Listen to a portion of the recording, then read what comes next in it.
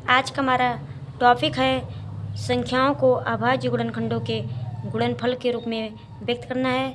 तो यहाँ पर संख्या दी गई है 140, 156, 3825 और 5005। ये सभी प्रश्न जो है कक्षा 10 में प्रश्नावली 1.1 से जो है 1 नंबर में पूछे जाते हैं। तो जो है हम आपको इन चारों का जो है आंसर बताएंगे, इनको हल करके दिखाना है। तो यहाँ पर सबसे पहले हम देखेंगे, पहले वाले में दिया गया है 140। तो 140 का जब हम को अभाज्य गुणनखंड के रूप में लिखेंगे तो अभाज्य गुणनखंड हम उसे कहते हैं जो केवल एक से कटे और स्वयं से कटे, उसे ही अभाज्य गुणनखंड कहते हैं। तो यहाँ पर सबसे पहले हम देखते हैं कि 140 का जो अभाज्य गुणनखंड होगा उसके लिए हमें क्या करना है। यहाँ पर सबसे पहले हमें 140 लिख लेंगे। अब उसके बाद हमें इसका जो है हम गुणनखंड निकालेंगे। तो सबसे पहले हम देखते हैं कि कौन सी संख्या है जो इसको पूर्णतः काटेगी।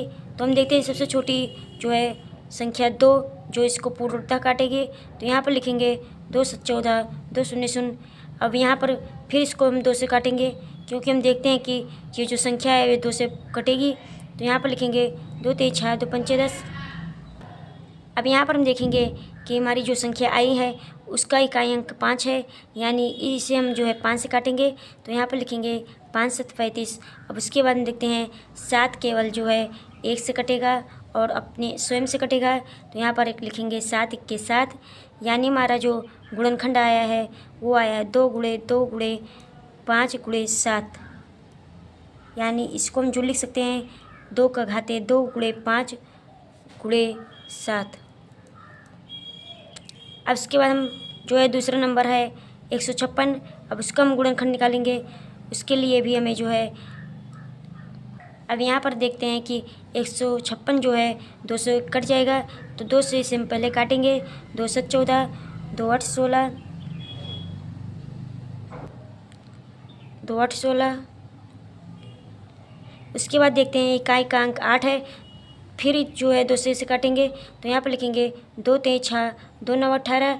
अब इकाई का अंक जो है 2 से नहीं कटेगा, यानी सम नहीं है, इसमें 9 लिखा गया है। तो यहाँ पर हम जो इसे 3 से काट सकते हैं। 3 1 3 3 3 9। अब ये जो संख्या हमारी बची है ये जो है अभाज्य है, यानी ये 1 से कटेगी और स्वयं से कटेगी। तो यहाँ पर काटेंगे 13 1 13, यानी इसका जो गुणनखंड आएगा वो आएगा 2 गुणे 2 गुणे 3 गुणे 13। अब इसके बाद हमारा नंबर आता है तीसरे का। तो यहाँ पर लिखेंगे 3825। अब जब इसका हम गुणनखंड निकालेंगे तो यहाँ पर देखेंगे इकाई का अंक जो है 5 है, यानी इसे हम जो है 5 से पूरी तरह काट सकते हैं। तो यहाँ पर लिखेंगे 5 5 का पहाड़ा जो है 38 में पढ़ेंगे, यानी जाएगा हमारा 5 7 35। उसके बाद 3 बचेगा 5 36 50 25। उसके बाद देखते हैं 765 जो है 5 से ही कटेगा, तो इसको भी 5 से हम भाग देंगे। तो यहाँ पर लिखेंगे 5 1 5। उसके बाद 2 बचता है, यानी 26 हो जाएगा। तो 50 25। उसके बाद फिर 1 बचेगा, तो 5 3 15। उसके बाद फिर इसको हम जो है 5 से नहीं काट सकते हैं क्योंकि इकाई का अंक जो है 3 है, यानी इसे 3 से काट सकते हैं। तो 3 5 15 और 3 1 3। अब इसको जो है हम एक बार और 3 से काट सकते हैं। 3 1 3 3 7 21। अब 17 जो है हमारा जो संख्या बचा हुआ है वो अभाज्य है, यानी 17 केवल जो है 17 से ही कटेगा, यानी इसका गुणनखंड आएगा 5 गुणे 5 गुणे 3 गुणे 3 गुणे 17। अब पाँचवा है हमारा 5005। अब इसको हम क्या करेंगे, इसका भी देखते हैं कि इकाई का अंक 5 है, तो ये 5 से कटेगा। तो लिखेंगे 5 1 5 5 0 0 5 0 0 5 1 5। अब उसके बाद हम देखते हैं जो 1001 है, ये जो है इसे हम जो है 7 से काट सकते हैं। तो यहाँ पर लिखेंगे 7 1 7। उसके बाद 3 बचेगा हमारा, तो 7 चौक 28 और 7 त्रिक 21। अब एक बार हम जो है इसे और 7 से काट सकते हैं। ये हमारा इस बार जो है 7 से नहीं कटेगा, इस बार हमें इसे जो है अब इसके लिए हमें संख्या लेनी होगी 11। 11 जो है 143 को पूरा पूरा काट देगा, यानी 11 1 11 11 3 33। अब उसके बाद हम देखते हैं 13 जो है अभाज्य संख्याएं हैं, यानी ये केवल 13 से ही कटेगा। अब इसके हम अभाज्य गुणनखंड लिखेंगे तो आएगा 5 गुणे 7 गुणे 11 गुणे 13। अब इसके बाद हम जो है आपको एक गुणनखंड और बताते हैं। तो यहाँ पर जैसे कि आया है 7429, इसका गुणनखंड हमें यदि करना है तो यहाँ पर हम लिखेंगे। अब इसको हम जो है 17 से काटेंगे तो यहाँ पर आएगा हमारा 17 दूना 34, 17 51, 17 चौक 68। तो यहाँ पर आएगा 4 बार जाएगा 68 आएगा। और 14 में से 8 को घटाएंगे तो आएगा हमारा 6 आएगा। उसके बाद हो जाएगा 62।